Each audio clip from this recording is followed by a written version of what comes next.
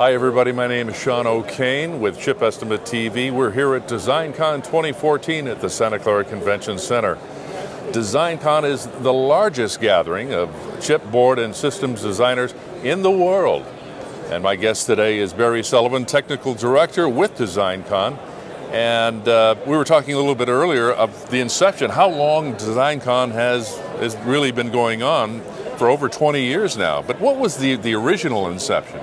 Well, Sean, first of all, I'm happy to be here. Thanks for the opportunity to chat with you a little bit about DesignCon. DesignCon actually goes back to the 1990s. And I think it was around 1993 that Hewlett-Packard started with something they called the high-speed digital seminar series or symposium series. And a couple of years later that became something called Design SuperCon. And that was really conceived as sort of a product and customer showcase for Hewlett-Packard. This is, of course, before the days of Agilent, now I guess soon to become Keysight. But that's really when it got started. I think the DesignCon name itself, though, goes back to about 1998, so it's about 17 years old. Okay. I think that was the first usage. You know, I attended Dr. Herman Oyle's keynote yesterday. He spoke about the exciting developments in wireless communication products, mobile devices, tablets, wearables, and other connected devices. The question is, where are the challenges today for designers regarding mobile and cloud? Is it memory? Is it storage? Is it signal integrity? Or is it all of the above? Well, okay, remember we're sitting at DesignCon, so of course I'm going to be talking about signal integrity. Well, that's kind of our heritage here. Right. But, you know, we also had, I really enjoyed Dr. Oyle's talk as well.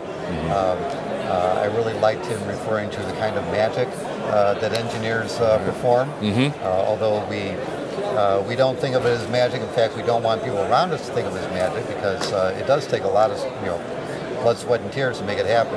People shouldn't dismiss it too lightly. Right.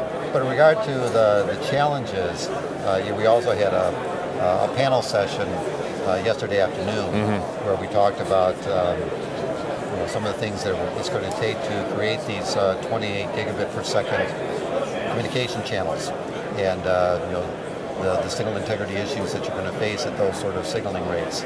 So I would have to say signal integrity. Not to be too dismissive of the other challenges. I agree. But like I said, here at DesignCon, it's signal integrity is front and center. What makes this conference unique and valuable to the attendees here?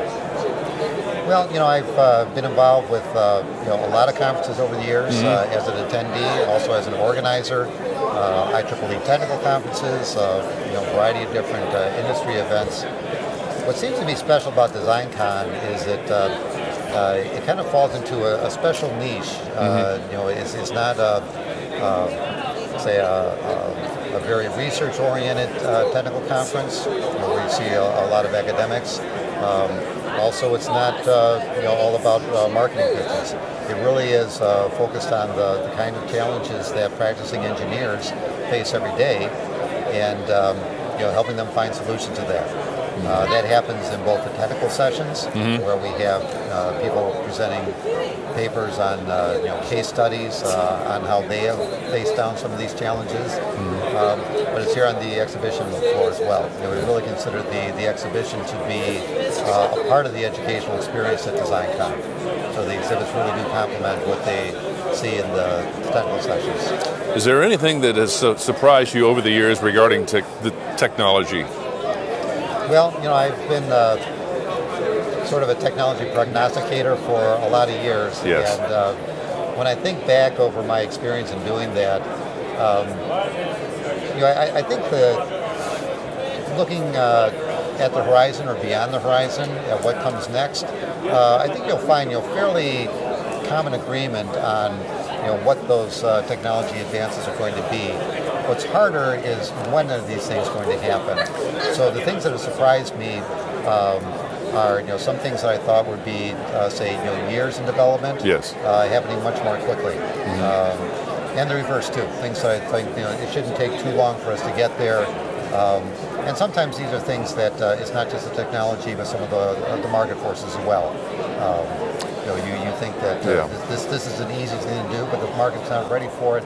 You don't have that kind of a market pull for a technology. It takes a little bit longer for it to get there. That's a great answer. Not the what, but the when. More than when. Yeah. And where do you see DesignCon going in terms of topics covered going forward? I ask that because you are transitioning from a technical director role for DesignCon to other things, but still being connected with DesignCon and some others. Maybe you want to talk about that. Sure. Well, first of all, maybe I can address my changing role here. All right. I am turning over the reins to Janine Love, who's an editor with EDN, and Janine and I have been working together over the past few months. So I think she's very excited to take this on. I think she knows what she's getting into. But I feel like I'm turning it over to very capable hands. But our organization, the International Engineering Consortium, will continue to work with UVM in a variety of ways. I mentioned to you earlier that we're going to be doing a program at E Live. Right. And we'll be doing an executive program called the IEC Management Summit there.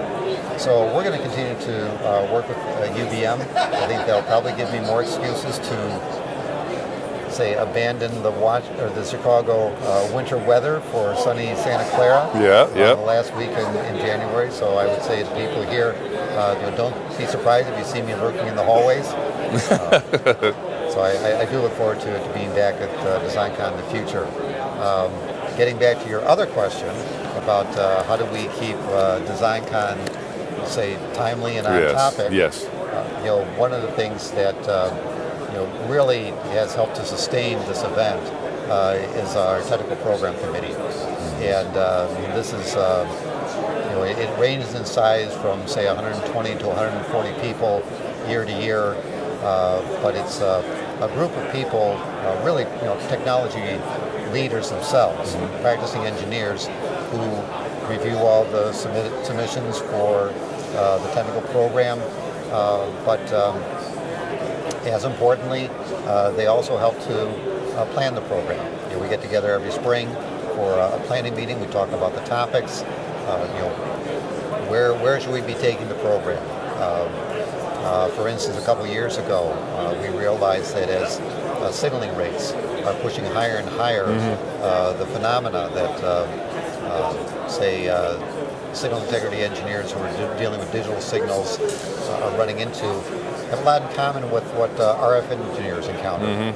So we introduced additional tracks to draw some of that RF expertise to DesignCon, so that people coming to DesignCon can learn from those RF experts. There you go. So I think we'll continue to evolve in directions like that with the help of the program committee. He's not going away. Barry Sullivan, too much fun. I thank you very much for joining me today. Barry Sullivan, the current technical director with DesignCon, and of course, many other things as we talked about. So thanks again for joining us. And for Barry, my name is Sean O'Kane with ChipEstimate TV. We'll see you next time.